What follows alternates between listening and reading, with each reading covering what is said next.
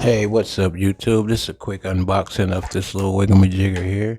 And this is the Performance Tool brake pad spreader. And I just got this at my local AutoZone. I'm a mechanic, so I use it for just changing brake pads usually. Just a little better than, using a C-clamp or anything. And I actually got a couple of these, but this is the first unboxing on it. So as you can see, it's just a metal backing plate with just a screw going through it with a little um a little spinny wiggle jigger there with a plastic handle.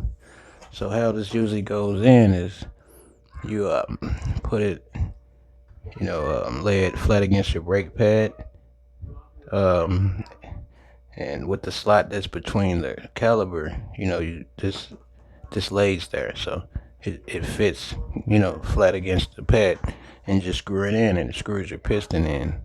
I mean, it's a pretty good tool. I use it a lot at work. But I mean, if you guys thinking about changing pads or something in that nature, it is a good handy tool to get. So I would recommend this tool if you're just using like a screwdriver or